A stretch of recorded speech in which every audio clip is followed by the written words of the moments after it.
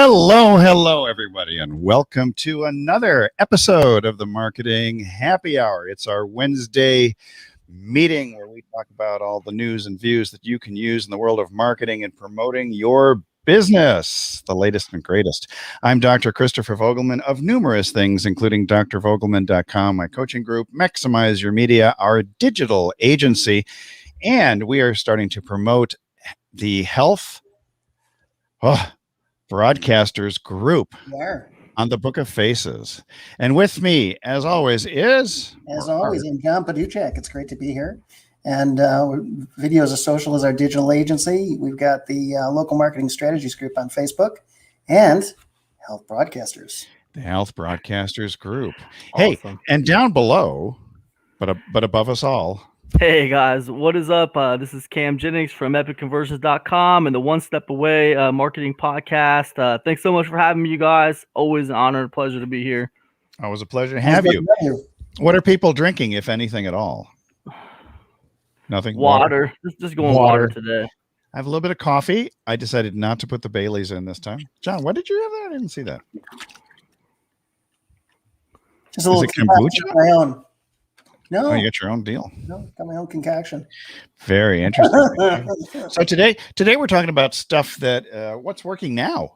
What is working now? Because I had a conversation here with Kam and John a little while ago. We're talking about autoresponders, and since I consider Kam to be an email god, I thought we might start out with that right now in terms of what's working now. Because we've had problems with lists and all only insofar as having duplicate emails sent, and we're talking a little bit about. We don't have to get into specifics, but I'm just wondering if you have any thoughts about the deliverability of one email autoresponder versus another, and if spammy people get into a particular autoresponder, does that affect you in any way? Well, so here's the thing with autoresponders. When you look at like autoresponders as something you want to pick up and to purchase, we all need them as marketers. So which one do you go with? There's always new ones coming out. They're always having these deals coming out where like you can get the autoresponder for one price, $197, and you never have to pay anything else again. There's all kinds of stuff coming out. But with autoresponders, with EMSs, the longer they are around, the more reliable they are as far as like their deliverability. It's kind of one of those things where as an autoresponder, like how good are you like 13 months from now? Once how did you deal with all the spammers who were sending spam from your service? Because what's going to happen is they're all going to, with EMSs, they have reputations for email marketers. And if your reputation as a marketer goes down with EMSs, that also drags down your autoresponder services reputation. So they have to deal with the spammers, right? And a lot of times what they do is they kick them off their platform. So when you talk about places like GetResponse, places like Aweber, places like a couple other places like one you were talking about earlier, Campaign, Convert, whatever. Yeah. When you talk about these guys, they've proven themselves to be efficient at sticking around. So obviously their deliverability is going to be pretty good compared to some of these other ones. You don't get to stick around as an EMS if you have bad deliverability. So very true. That's what I'd say. Interesting. It reminds me also of, it's remotely like ClickFunnels. If you see URLs from ClickFunnels, a lot of times if you're promoting that as opposed to using your own domain name to mask it, you tend to not do very well because a lot of larger companies just hate the fact that there are spammers and scammers on something as large as a ClickFunnels. So yeah, it's crazy, man. I tell you what, it's this idea about EMSs like Aweber and GetResponse and all these Coventry, all these guys, the fact that they do have to be so hyper sensitive to what kind of emails people are sending out and how's your deliverability and your bounce rate and stuff like that, your open rate, the fact that they're so hypersensitive to these things, it makes it a little bit difficult for newer people to come in and start doing well with email marketing, they're not going to know all the little catchphrases that get picked up by these hypersensitive EMSs and get throw them right into spam boxes or promotions tabs, and it happens all the time. The longer you go and the more you do it, the better you get at it. So, John, who are you using for your autoresponder these days? I know Groove has something in it that is self-contained, but you haven't done much with that yet, have you? No, because they're still working. They're still working on some bugs in the emailing system. Oh yeah, April 15th. I completely forgot about that. Because they had that issue where new platform. Yeah, a bunch of people that put their email lists up and then they started spamming. And now they're in trouble. They're getting. I would say that's an example of what's not working now. That's what's not working now. I've heard from more than John. It's interesting that you say that because I've heard from several people that Groove is very much not a finished product yet. Oh no, it's definitely beta. Yeah, it's definitely beta. Yeah. But then we were on doing some stuff with ClickFunnels the other night, and it was having its own issue. Yeah, I couldn't get 50% of my images were not loading in ClickFunnels. So it's very funny. So do you use any of the funnel builders, Cam? I use Thrive Architect for a funnel builder. That's what I use. I've used them for a long time. They were called something else a while ago. Then they changed not just their name, but they changed their name to Thrive Architect, and they reformatted the whole thing. What was it called? Thrive Site Builder, I think, or Page Builder, or something. It was called something different. I've been using them for a long time. What it was called. Yeah.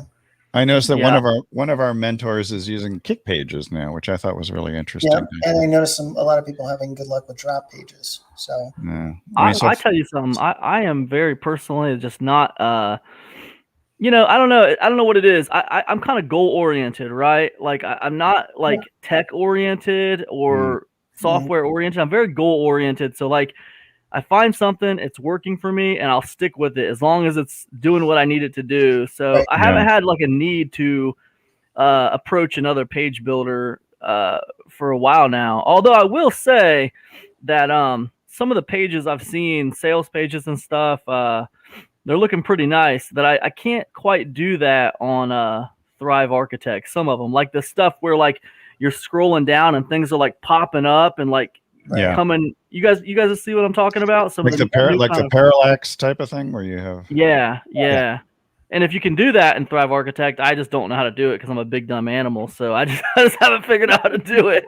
Wait, you're not a big dumb animal. I thought you were the value fairy. Yeah. I'm both. I'm the value that was from fairy. last week. It's like a Dr. Jekyll and Mr. Hyde. No, we're just teasing because we love you, Cam. Yeah. So when it comes to things, I thought something very interesting popped up. I was looking at Ad Age because I really love Ad Age. Because many years ago, I worked in display advertising. I'm talking like in the 1970s, display advertising, like for Mercedes-Benz and other things for our university alumni magazine. And so Ad Age has always been on my radar for decades. And here's something about talking about influence and TV and how these things can really drive e-commerce. You've heard about the Oprah interview with Prince Harry and Meghan Markle. Yeah. Of course. So within 24 hours, all of the places that sold furniture identical to or similar to that which was used in the interview were sold out. Wow. That's the power of influence and media. It's unbelievable. Wow. Everyone wanted to have a piece of the action. It's sort of like, I want to be like these folks, and so they bought all the wicker furniture that they could get their hands on. Wow. Kind of makes you wonder, doesn't it? It's wicker awesome. It kind of makes you wonder, like, what is this? It's almost like herd behavior. You know what I mean? It's like totally. Totally. Or it's like the whole thing with Nike and Air Jordan and stuff. Be like Mike. Yeah. Of years ago. Be like Mike. Be like Mike. The only $1 billion former NBA star. You know what? I have something I can throw out for you guys that kind of fits with what we're talking about when it comes to what is working today. Yeah. I was having not a debate, but I was having a little bit of a conversation with a couple of people from the tech side of things, like the software development side of things. A lot of people from the tech software development side of things they're really into like things that look professional. They're really into like things that just look very professional. And I was explaining to them that I have a different opinion on this. I feel that like in the space that we're in, it's not really about looking professional. That's not really what it's about. If it was about that, I mean, look at me. I mean, I would be out of business. well, look at all three of us today. Apparently, is Marketing Happy Hour Hat Day, which is maybe why Kayvon didn't make it today. Possible. Yeah, the hat scared him off. I had a bad hair day, which is why my mind is on. So, but the argument or the debate, and you guys will have to weigh in on this. The debate is, does the professionalism, and I don't mean professionalism as far as like customer support, but I mean professionalism as far as like how you present your website, how you present your graphics, how you present yourself in your videos. Is this something that's very important, or is it something else that drives people to purchase from you? And I think, Mr. Paduchak, I am all over this. So, it's funny you should mention that. So we did this huge thing on Peloton and how they're doing stuff right and how they're doing stuff, well, kind of what's going on with them. So it's really interesting. If you go and look at the Peloton website, it's really quite fascinating. They have different video clips set up to appeal to their different target markets so that everybody feels included. They've got these photos that appeal to the target markets that you can click through on. And we've actually started to incorporate that same methodology into some of the sites that we work on because it's brilliant. You're basically including everybody. Ed just did a dental site the other day, which is amazing, because going through the life stages, everybody's got a different characteristics for different age groups. So you've got the children, the teenagers, the grandparents, the pregnant, somebody in pregnancy, all of those pieces, and they put it all together. And everybody looks happy and sexy and cool, even the silver-haired grandma with her new dentures or implants. Yeah. Nobody wants to see the pictures of crooked teeth and that anymore. They want the lifestyle and they want the end result. They don't want to look at the, oh my gosh, look at this. I won't show you my bottom teeth then, which are crooked. So what I'm finding, or what we're finding, is everybody wants the kind of microwaved instant result. We're that's the way we are. We want it now, yesterday. So would you say the microwave instant results would be just add autoresponders and become a millionaire? It could be. Something like that. Yeah. But yes, that's a fascinating conversation because it is important. I think it's hugely, especially right now. The professionalism or the I disagree a little bit because I get what you're saying and I think that makes sense for Peloton. But at the same time, I feel that what's important is differentiation to me, right? So it's about so right now we're in a time right now in marketing where professional and like looking professional is cheap, man. It's really cheap. Anybody can do it. The software out there to produce the kind of videos you want to produce, to produce the kind of sales pages you want to produce, the marketing, it's cheap to look professional. What's harder is differentiation. How can you differentiate yourself from the 1,000 other people doing it? And if we think about Peloton, it wasn't professionalism that put them ahead of everybody else.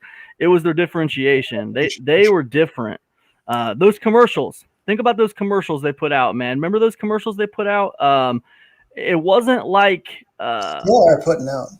Yeah, they put out several different commercials to several different markets. You could just tell they were targeting different markets, but like it was, and I think it was right place, right time with Peloton too, because I remember a few years back and very few people had heard of Peloton, but when the global pandemic hit, talk about right place, right time. Right place, right time. Yeah. So go ahead, man. Sorry. So I understand what you're saying in a way where I was thinking something different when you first came up with us. I said, I think it's important to appeal to your wider target market, but I also think it's important to have a strategy in place because what we're finding mostly today is people slap stuff up without a strategy. And so there's a huge disconnect or lack of marketing strategy right now, and that to me is really the big thing that's missing. Like I agree. You can get away with a lot, and like you said, anybody can look professional, look fancy, and not this got to be kind of there's a bit of a happy medium to it all. I got to admit, but no, I give you that, man. Yeah. Hey, you know what Peloton reminds me of? As you were sitting there saying that, I was thinking Planet Fitness, man. Planet Fitness did the same thing about 6 or 8 years ago. You guys remember that? Yeah. Oh yeah. Yeah. I think the sad thing about the Peloton story is, so then I started digging deeper. I mean, I like the website. I find a lot of it interesting. I think there's a lot of cool things people can apply to their own business. Oh my God, you're killing me. But there's a lot of cool things people could apply to their own businesses, and we've actually done a little bit of that in a much smaller way, because nobody can have the big, huge, fancy production quality video clips, and it's kind of about simplicity but still looking the part. I love that though, man. I love that you guys have done that, because like looking outside of your direct market to other people and what they're doing, you're thinking, man, how could I like incorporate some of that into what we're doing? Like, that's amazing. I love that. It is really cool. And so we started to do that. It is the best way to do it is to go beyond. Oh, this is not very professional, but my sister gave it to me. So I thought Now, the problem with it though, Cam, what I didn't know, and you really start to dig in the stories and start to read the reviews, is that because of the popularity, Peloton has had a hard time delivering. Yeah. And so they have, one person was saying that I had trouble. I didn't get my delivery within 3 months, and then it was another 3 months, and they shifted it again.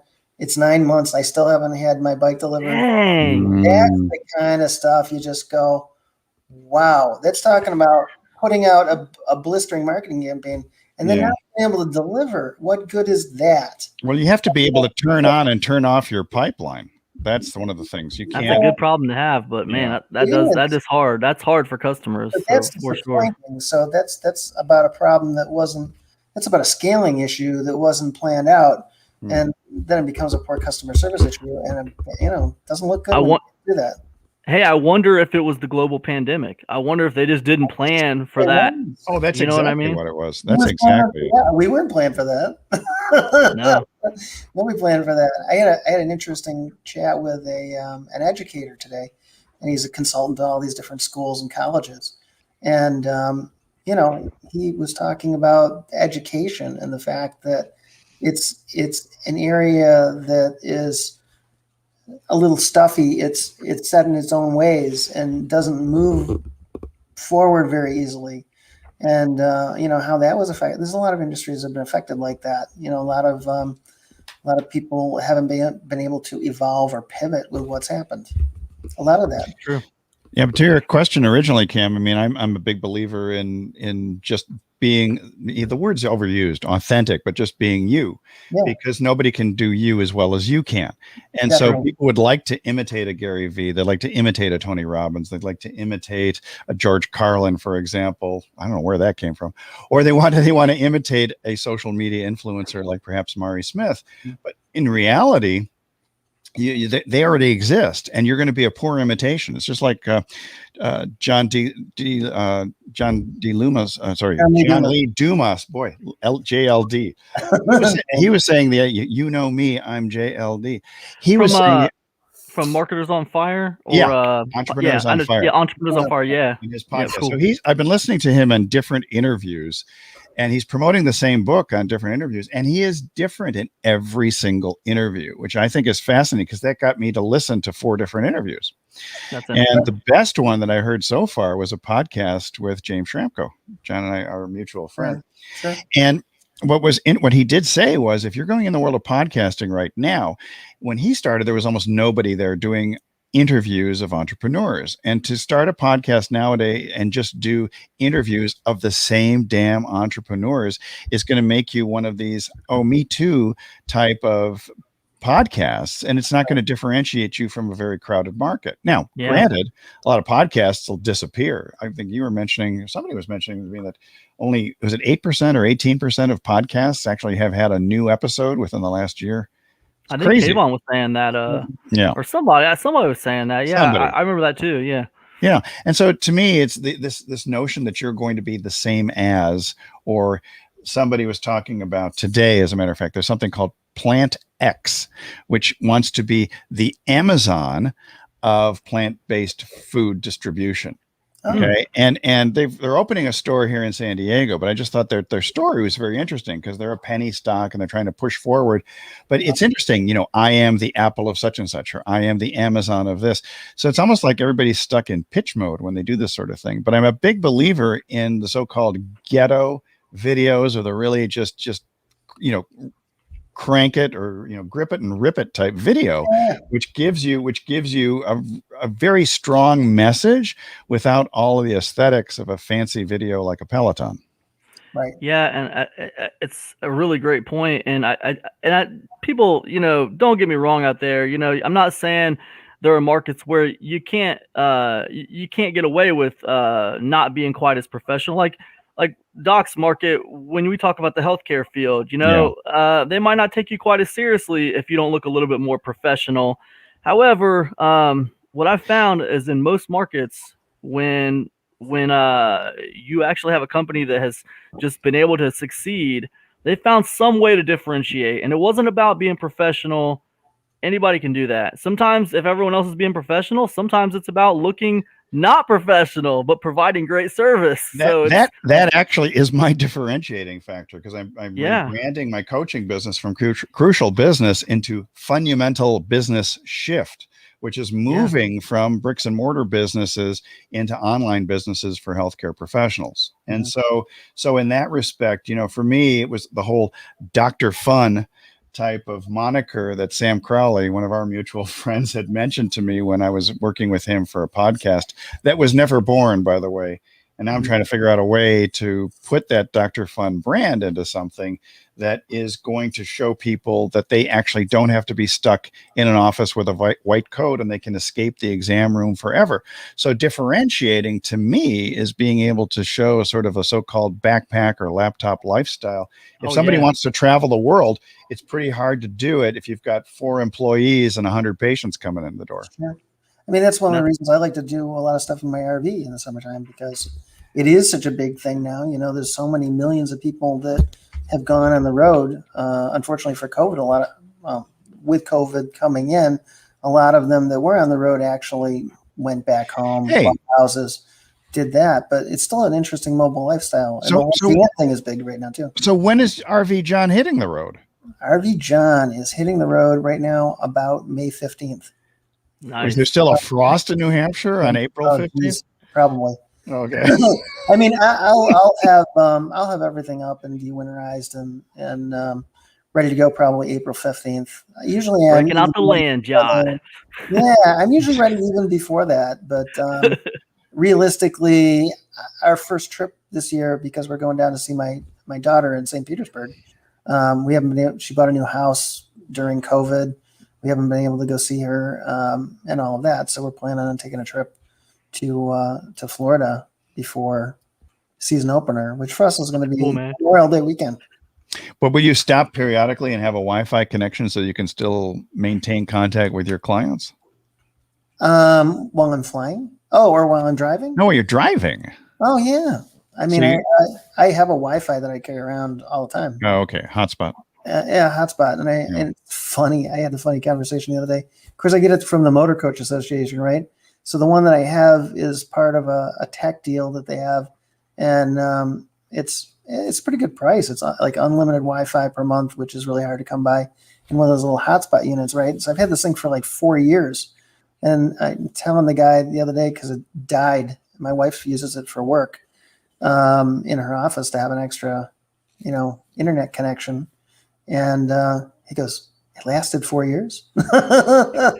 These things, it's like nobody expects some of this tech equipment to last very long. That's why we trade phones like typically every 2 years. And the technology just, it's rough. It doesn't hold up well.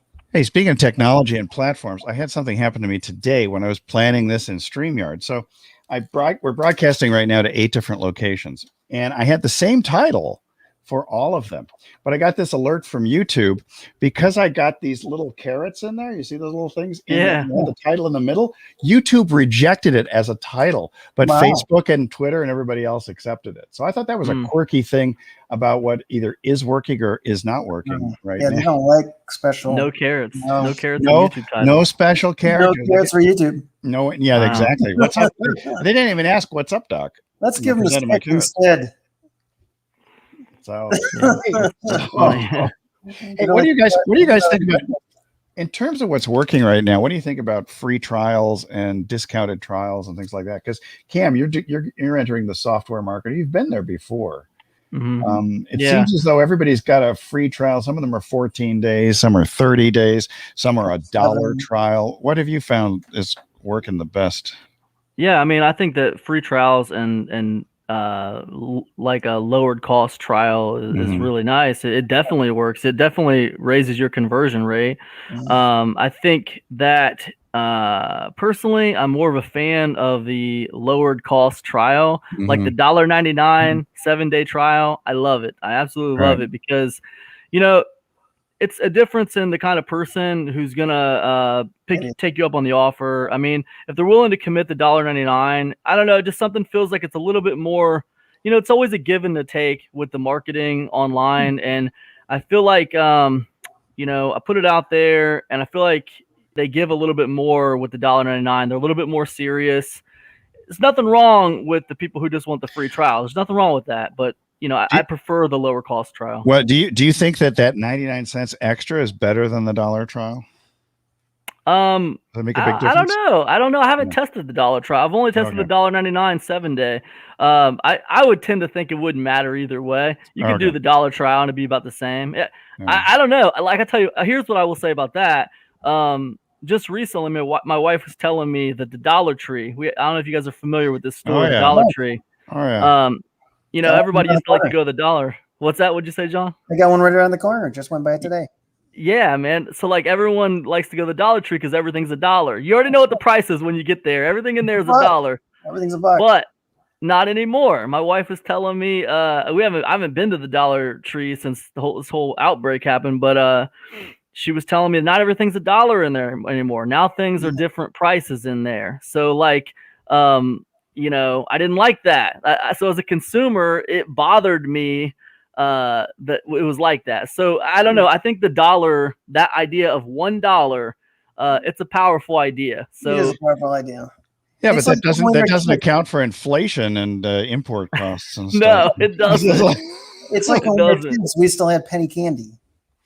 It's kind of like the same philosophy, exactly. Or you can make it the Bitcoin store. That it's always going to cost you one Bitcoin. It's always going to fluctuate every day. It'll just fluctuate all the time. And give you whiplash. Yeah, that's it. I'm curious. I'm curious about what's going on in there. But yeah, I think the dollar's powerful. But from my standpoint, I think $1.99 and $1, it doesn't matter too much to me. Well, but you are capturing their credit card information with that $1.99. Oh yeah.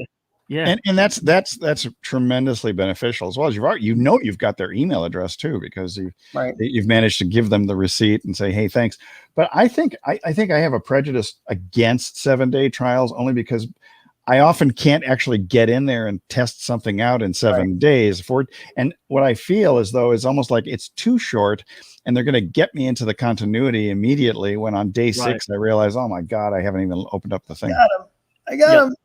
Yeah, and you know what? And that's a great point, Doc. And personally, I don't ever want anyone to feel that way as a customer. Like, hey, I'm trying to trick you. It's like you got to use your own discretion. When I ran a 7-day trial, this was information product, so 7 days was plenty of time to just kind of browse around and see what there was to offer in there. But if it's something different, give people enough time to look at the thing to see if they want to deal with it or not. That's what I would tell people too, especially when we're talking about continuity. Look, man, it's not a jail, all right? It's not like a mousetrap. You're trying to like, boom, you're caught. There's no way out. I've got you, my pretty. Yeah, it's not like that. Listen, you run the continuity program long enough, people will circle back around. Like I've been running Epic Conversions Insiders Club, 5 years this month. It's been open for 5 years, and like I've had people come and leave and come back, and a lot of times when they come back the second time, they're like, "I should have never left. I'm here for good." Yeah. So yeah. That is, and I tell people right off the bat, hey, listen, nobody stays forever, man. Stay as long as you need, and then go forth and conquer. Yeah, I don't know. I think I'm getting off subject. Sorry, guys. No, just trying to figure out. The other one is interesting to me because I've seen a few, like for example, Canva. Canva has a free trial, and then they don't even collect your credit card information. No. Nope. But they give you all of these premium benefits in the pro package, and then they take them all away after you've exhausted your free trial. And and I've seen this happen because I've done this before with them, which is that some of the icons and images that I have used, for example, for promoting the marketing happy hour, they have all they have these hash marks, and they have watermarks all over them when I try to reuse them if I don't re-up my pro package. Yeah. That's an interesting way of doing it, because all of your favorite icons or your favorite photos disappear. Well, that's smart. They're taking back their IP, which is brilliant, really. Yeah. I think if you're going to keep people long term, there's got to be some leverage a little bit, whether you've given them the opportunity to really try things out. I love the 14-day trials for software. Is usually what I see. That's what I tend to like the best for that kind of stuff. And I think it's important to have, like you, I think it's great to have some kind of fee to get started with it, just to show that, hey, I'm willing to put a buck into the till just to see what the thing is like. Yeah, because it's a different buyer. It's like Doc was saying. There's a difference between from day one. Yeah. Yeah. This is someone who's okay spending a little bit of money if they think it's worth it, and they're invested in it, even in a small way. So yeah, exactly. Trying to make it work or trying it. I think I was invested in Canva in the free version so much, and I used to take so it got to be really difficult because I would take images from Canva, I create them, and when I needed to do drop shadows or transparencies, because they took away transparency if you got rid of the pro plan, I'd go to Lunapic or someplace else, create the transparency or drop shadow, and bring it back into Canva. But in terms of the number of steps that I had to do in the free version versus the paid version, it was a waste of my time. And so I finally sucked it up and gave him my credit card. That's what happens. But I'm curious as to how well they do, because I know that Guy Kawasaki was their evangelist for the longest time. He used to be the evangelist for Apple. And they have not deviated from that model of a 30-day free trial. Well, not free trial. It's free always, but they give you 30 days of the pro version for free, almost like to addict you. I bet they do pretty good, because I think they probably do. I think so. I use Canva. I haven't tried the premium version. I've been able to. I'm not much of a graphic designer personally, and I'm more than okay with just the stuff they give for free. But I know tons of people who use Canva. Everybody uses Canva, so it's like I'm sure that they do very well with that 30-day free trial. Yeah, I think for the pro version really does get you addicted, because there's certain icons and photos and other things, as I mentioned earlier, and animations that just disappear. And they're gone. What's that? What do you mean they're gone? Gone. You go through the time frame. Yeah, they just disappear. So for example, we do in our agency, we've done a lot of animated pins for clients for Pinterest, and there's a whole series that you can actually use the free version and get maybe 5 different animations for free.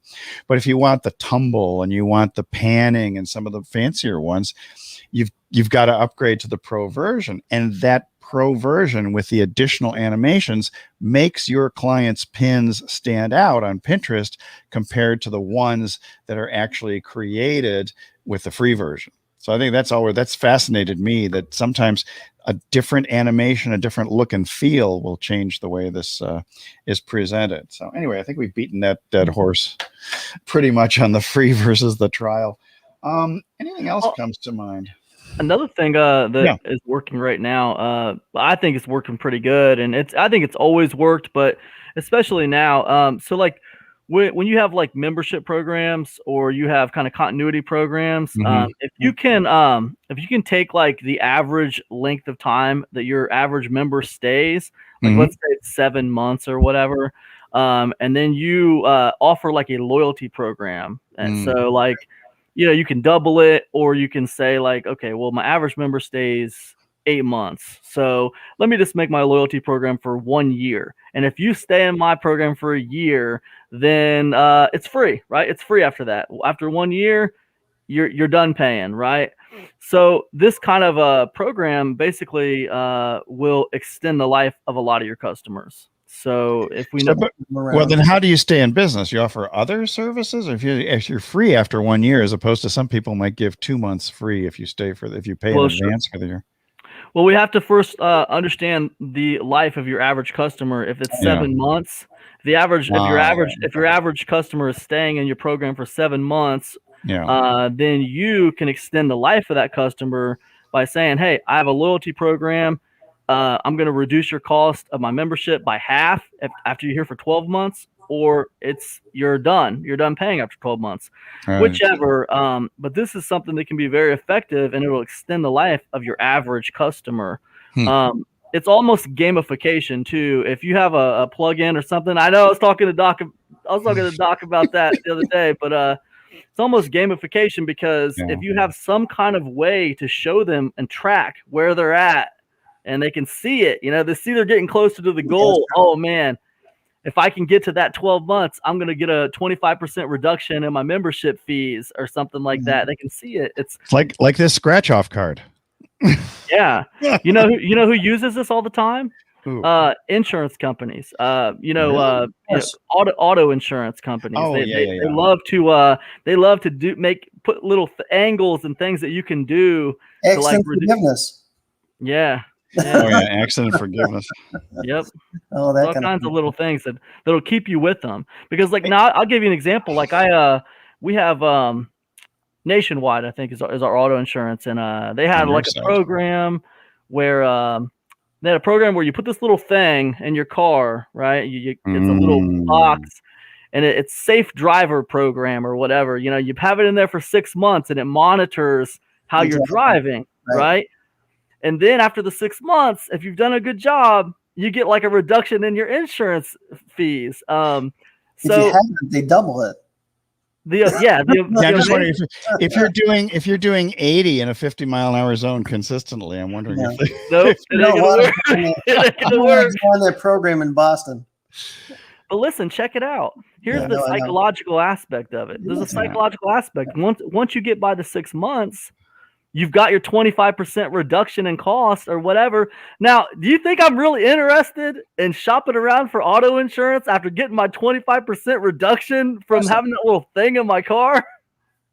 Well, that was too much work, man. Yeah. Well, the funny thing, I used to work in the insurance industry. And so people that I would talk to about their auto insurance, I would always go, well, why haven't you changed? So the realistic thing is that your different companies vary their rates in different ways, and you could almost always go out and shop another major insurer and do better, right? And so then they got all the different things. It's kind of like the phone company. If I have my internet, and I did this exact thing, I had to actually switch away and come back to get a better deal, because they don't want to do that with an existing customer. So in a lot of ways, I think that's great that they will work with an existing customer. You should want to retain your customers, not. Yeah. Well, that's what AT&T did. They actually finally got smart to it, and they started giving the new customer deals to the existing customers. Yeah, exactly. As they should have been doing the whole time. Yeah. Well, you know what? I think if you run a continuity program out there, or some kind of membership program, and you're looking to try to figure out what's working right now, man, study the credit card companies, study the auto insurance companies, because those guys, they are with it when it comes to continuity and what is working right now with that stuff. So that's where I get all my tricks from those guys. We did see something with our insurance company, which started giving checks back because so people were not driving as much, and so they actually redeemed checks to us. Like one check was 60, another was 120. Now that was magnificent because I thought, well, but what's funny about it is they haven't done that lately. And I will tell you so where's my check? Where's my rebate check? And that was one of the things that I was looking for, and it's gone. And so that's got me hunting for new car insurance. So, but please don't hit me up on our direct messages here with car insurance deals. Thank you. Okay. And I can tell you a little bit about what's working right now with email, at least for me. Of course, the storied email always works. However, I will say, the longer emails, they don't convert as well as they used to. For me, the sweet spot right now is around 500 words to 700 words, and that's a long email, right? That's a long email. 500 to 700 words is a long email. And it used to be I could go 2,000 words on an email and just go crazy. And, people lose interest now. But I'll tell you what. Usually when I run a campaign, like a 5 to 6 email campaign, I can't just go all storied email in there. People try to act like storied emails are the second coming, but like you gotta diversify that email campaign. You gotta go like actionable, storied. You gotta switch the angles up. It can't just be like all these stories and stuff because people will lose interest and be done. Right. Unless you give them cliffhangers. Wait till I tell you next time what happened. Yeah, go Netflix on them. Go all Netflix on people. You can watch a million trailers. Hey, you know what? You're on Netflix, man. If you're not careful, it'll just boom you right into the next episode. You're on Netflix. Well, it will. We've been doing that a lot actually lately in the late evening. But I like to work at night, and my wife does not. And so we have this sweet spot of watching X number of Netflix shows until she falls asleep, and then I can get to work. There you go. So I'll sit down and watch some Netflix. Before I know it, 3 hours have passed and my bag of nachos is gone. And I've watched like 100 episodes of some crazy show. I don't even know what I'm doing there. The mysterious disappearance of the streaming That's why they put up nachos. those messages. Are you still there? Hey, Cam. Yeah, are you still there? Cam, are you still watching the show? Hey, listen, man. Last night I fell asleep with a cup of ice cream in my hand watching The Sopranos. Did you have soup in the end when you woke up? Yeah. I got ice cream soup. A sweet bowl of soup. Get some drool coming out there. Cam, so I was thinking about what's working next too. Also, I've written down podcasts. Yeah. So what's happening? Your podcast, you crank out like 5 a week and you batch process them? Yeah, I got to, man. I have to. I'd never be able to do any launches or anything else. And I think that's a what do you call a limiting belief? Because like it doesn't take. Look, it's probably altogether you're probably looking at a half an hour a day to bust out a 10-minute episode and to get it up online. But in my mind, I need to do them in advance because I need like weeks where I don't have to do any of that stuff and I could just like work on this one thing or whatever. But yeah, I mean, that's for podcasts. It's, I don't consider myself like a podcast expert or anything. But I can tell people what has been working for me. And I definitely think it works better as far as like organic reach. If we're talking about putting a podcast out there and not having to have the boots on the ground and be promoting it so much, it works better. A couple things, right? One, put some kind of a keyword that you're trying to focus on in the title of your podcast. Learn that from Sam Crowley.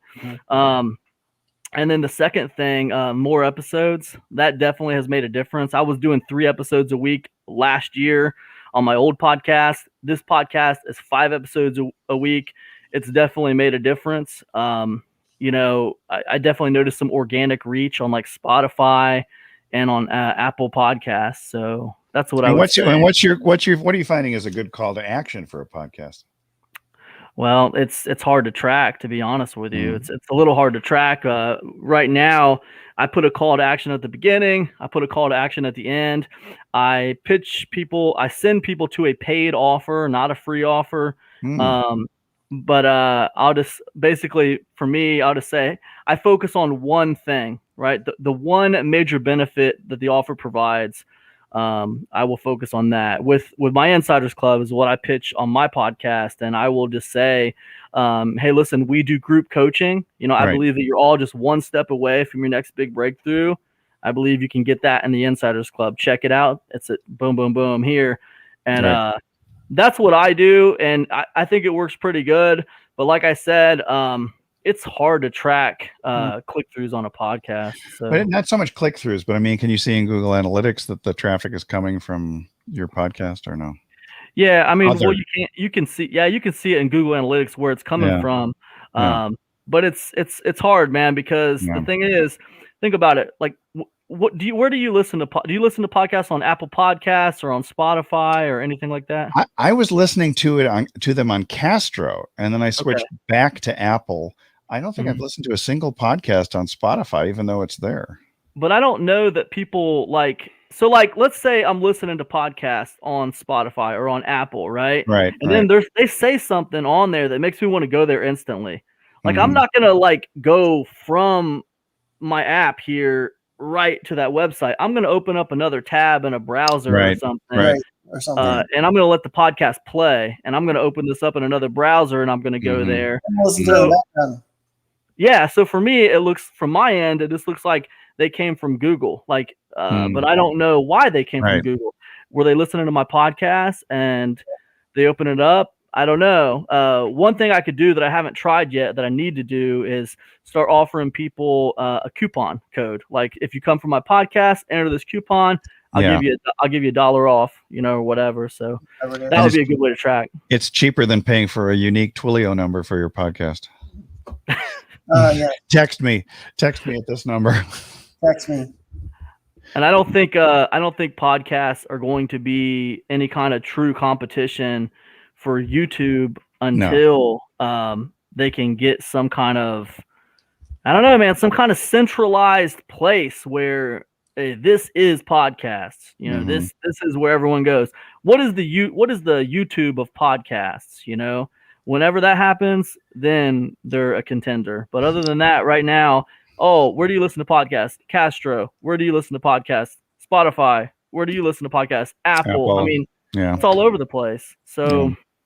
Well, people do. I've seen this happen more than once, and I don't know if it's working or not, but I know a chiropractor up in Vancouver who's a coach, and he places all of his podcasts on YouTube with a static image and the audio of the podcast. Does that really work? Hasn't worked for me. I mean, I've tried it before. That doesn't mean it doesn't work. It just, just means it hasn't really worked for me. As far as when we say, does it work? I mean, it works as far as getting you a little bit more reach. Right. But as far as seeing oh, wow, I was getting 50 views a day before, and now I'm getting 3,000. I mean, that hasn't worked like that for me. Good for you. That's because you're the value fairy. That's right. Well, I mean, look, think about it. When you go to YouTube, do you want to listen to something, or did you come there to watch something? I came to watch the party. That's how I am, man. I get it's not that I hate it listening to something. It's just you're listening to it, you're watching a still image, and you're seeing all this other stuff on the side here that you could, and pretty quick, you're flipping off to something else or something. So I don't know. In terms of flipping off to something else, I'm going to change up a little bit because I had an encounter today. So in California, we have to do a smog check every 2 years for your vehicle in order to register the car. So I went over to Johnny. Hey, Johnny, I told you I would talk about smog 86. I think 86 is the year his family came here from Vietnam.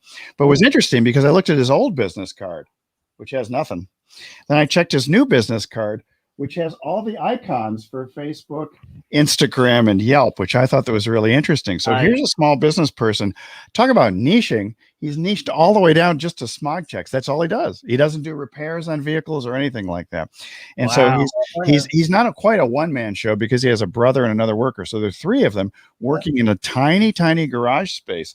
But he knows that he needs to be posting more often. But one of the things he told me, he says, I'm just not consistent about it, which is why we talk about automation as being something that's really good for social posting.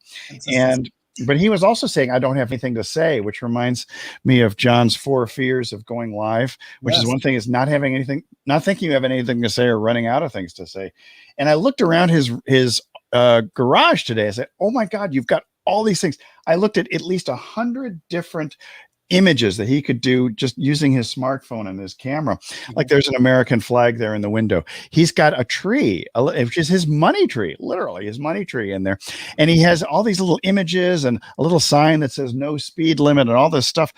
And he has a love of older cars, like 1980s vintage Toyotas, for example. I love the other cards. And just images. If he was looking for images to post, just a little image of a car, image of the Panda that he has on top of his filing cabinet, and he had a motorcycle in the back of the garage there. And I was looking, I said, do you ride this to work? He says, oh, no. He says, I get to work early, and sometimes I'll drive down, the Strand back and forth at 8 a.m. because I've got some time on my hands. I don't open until 9:30. I said, oh my God, you should take pictures of you on the motorcycle. Just take pictures of the motorcycle. You can do 5 different angles of your motorcycle, excluding the license plate, and those can be your images. But here, I just find it fascinating that a lot of small business people are really, they want to do it. They know they need to do it, but they don't know how to do it. Go ahead, John. Something you said just kind of struck me. I found that when I started RVing, there's a lot of people that live vicariously through me that I was just so surprised at. They love the outdoor photos, the different places that we visit. I always try to take. I feel like I've become almost like a really semi-professional photographer because I'm just like constantly. No, you're just a cult figure. Yeah, that's. Don't be modest, man. You're pro. You're pro all the way. But it's so funny, in the comments, people are always coming back, and someone actually said, we really live vicariously through you because we'd love to see these places and do that, but just don't have the opportunity to do it. And I think that's true with any place if you can just kind of dig into that and find that. And I like that you found these unusual things from Doc that. Well, yeah, just looking around that, but I think I told him too. I said, Johnny, what you got to figure out is that you need to think beyond the 4 walls of your garage, just like thinking outside of this brick box that you've got here, and just look at things from a different perspective. He says, well, people really like that. He says, sure, if you got your favorite pho place or pho place, because you're Vietnamese, can you imagine just a picture of noodles? People are going to relate to you because you like noodles. They like noodles. It's weird. People are always looking for a commonality. And the motorcycle, the purple motorcycle, I thought that was just awesome. And defines us and people resonate with. Yeah, and every one of those things that you talked about, every one of those images, there's a little story behind it. You could easily put a couple of sentences there with it, and boom, you got something to talk about real quick, And his concern was, he says, do I have to write a lot in this post? I said, no, a single sentence or 3 words or whatever it is, just saying, there's my awesome ride. And you got smog check today. What's that? I did a smog check. Here. I think I drove through yours. What's that? Because I think I drove through yours with my motorcycle. Yeah, exactly. That's a great freaking reminder, man, that it's really just, it's a discipline, right? Being able to create content online. And it's, for a lot of people, a lot of offline businesses especially, it's just a slight shift. It's a slight shift of how you think about things. But it's just that discipline. And it's about building relationships. So, I showed somebody the other day, I think he was a copywriter. I showed him my Instagram feed, and it was a mixture of all kinds of things, even motorcycles that were being sold at the supermarket in Tijuana. And he said, no, this is awesome because this is something that other people just don't see. And if it's only your quotes and your face and everything else like that, when you're trying to build a personal brand, you really need to think about actually showing some of your personality and the experiences, like John was talking about, the vicariousness. Yeah, that's a good point. Good point. Yeah, people like the authenticity. Yeah, and I think that's part of the thing. Hey, we're almost approaching the top of the hour, so you can only do motivational. You can only do motivational quotes for so long, but they're very valuable. We do know that motivation, that not so much even motivational, but just quotes in general. If you can, I had this conversation with Johnny again. Man, I must have been there for an hour for my 20-minute smog check. Anyway, so I was talking to him. I said, you got to think of it in this case. Make your viewers, your potential customers, your followers look smart. And if you want people to share things, they're more likely to share a quote that's maybe, a lot of black space or purple or whatever your particular brand color is, with your little logo in the bottom, Smog 86, maybe even Coronado, California. But if it's a really great quote, you're going to probably get a share on that you might not have gotten with a picture of your noodles. Yeah. Or even the sign on your garage. And it's funny. A lot of people don't think quotes work well, but that it's just too commonplace. And maybe it is a little bit. I think it works better if you apply them. So like Ed's been doing this thing recently where he's been working on a lot of dental sites. Mm-hmm. Obviously, we were just talking about one a couple seconds ago, but there's a Mother Teresa quote that says, peace begins with a smile. And there was another one. He said, I love the way you smile. It lights up your face. Right. These are great things to put like on a dental site. I mean, they're quotes that make sense, and they get you thinking in a different way about a particular topic that maybe isn't all that sexy to talk about, your teeth and dental stuff. And all I want to see on a dental site is a bunch of testimonials of people who say it didn't hurt. They asked me, they put me under. I didn't feel it was easy. It didn't hurt at all. I was out for hours. Yeah. I know. So, but that's an interesting thing with quotes. Definitely. Because I do think they get overused in the wrong way sometimes. Well, they do, man. Go ahead, Doc. I'm sorry. I was going to say that I think that you take up too much space with your on your meme or whatever you're creating. I think that may be an issue too. Yeah. Yeah, and I think when I was making a comment about motivational quotes, I was kind of referring to people who, all right, I want an Instagram presence, or I want a Facebook presence. Here's what I'm going to do. I'm going to load up my profile with like 365 days of motivational quotes, and then just every day it's just automated, and they don't really do anything except post these quotes all day. I mean, but you could do that, providing you supplement with daily posts of other things. Maybe you've got little Instagram lives. Maybe you have picture of you with your favorite cup that your stepson gave you when you first came into his life. Things like you got to mix it up. You have mix a story. It up a little bit. And you got a story about it too. See, that's the whole thing.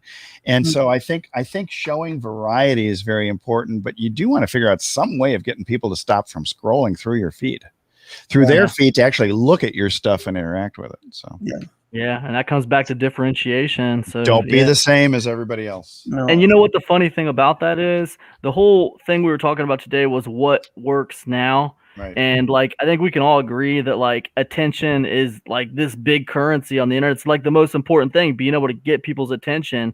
And differentiation is just the key. Like, how can you stand out from everybody else? I totally agree. We used to call it, getting your eyeballs and your earballs. John.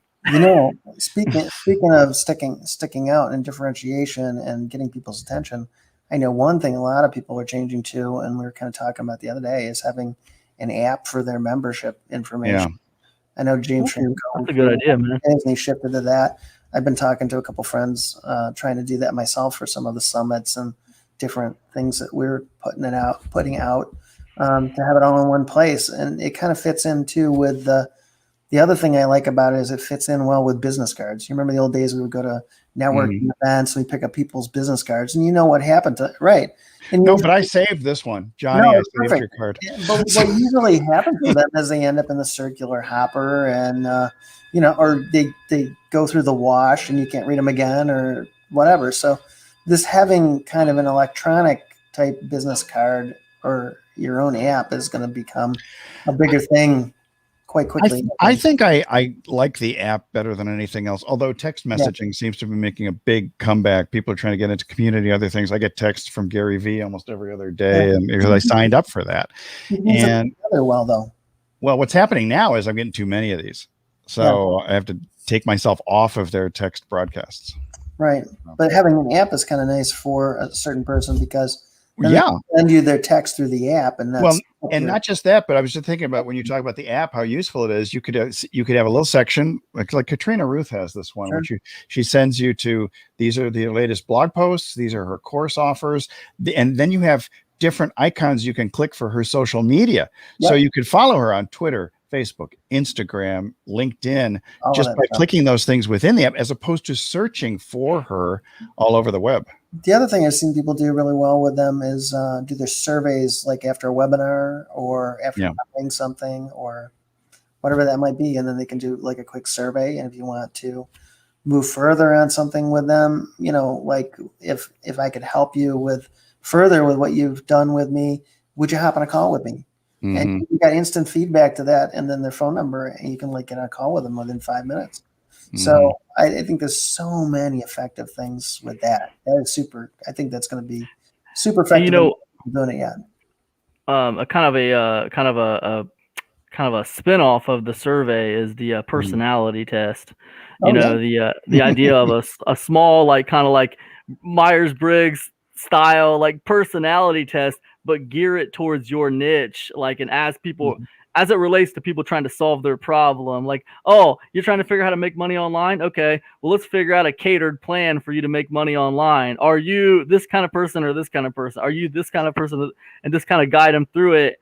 And then it ends in like an offer, you know. Well, I've seen that with the four choices that Ryan Levesque's Ask method does. But what I really liked seeing recently, this was like 2 weeks ago, Dr. Daniel Amen of the Amen Clinics up in LA. He scans brains and does some crazy stuff, crazy in a good way, crazy good. And he has the different brain types quiz on his particular website. I think he also has BrainMD is his supplement site. But what I liked about that was that you really, just through these questions, you really could differentiate my wife and I, both of our brain types, if you will. And it looks at everything from your attention span, your ADD, or how quickly you get angry and frustrated and wanting to impose your will on other people. But it was just through a series of questions, and it was remarkably accurate to figure out what brain type you were. That's pretty. Yeah, it's interesting. That's pretty cool. Yeah, that is really cool. Those kinds of things are good. And I love personality tests because if you can find out what personality type somebody is, it's so much easier to interact with them. Well, yeah, that personality niche is getting bigger. It's like growing at a rate of like 15% a year. It's getting big. I've been a big fan for a long time. So somebody recently turned me on to the Colby test, though. I'd like to do that and see what it's like. There's a lot of them. And the Enneagram is a big one that a lot of people are focusing on nowadays. Right. Hey, so I think we're going to wrap this one up. Any final thoughts, Cam?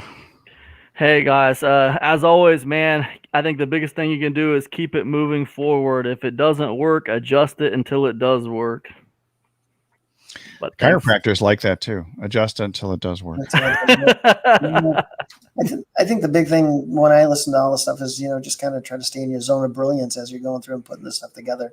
Because if you hop out of it, it gets very overwhelming, or it can get very overwhelming. Yeah, leverage your strength. Yeah, it stays together well. Brilliant comments, as always, gentlemen. So I think mainly just focus on building relationships in whatever you're doing and wherever you go, because there really is a return on relationships, as my buddy Ted Rubin would say. So with that, let's wrap up today. And we are going to be back here again at 3 p.m. Pacific, 6 p.m. Eastern time, 4 p.m. Mountain, for those of you who are watching in the Mountain States. And come back for the Marketing Happy Hour with news and views that you can use. Be sure to follow these wonderful gentlemen, and we'll be back next week. See you guys. Have a good one. Bye, everybody. Bye.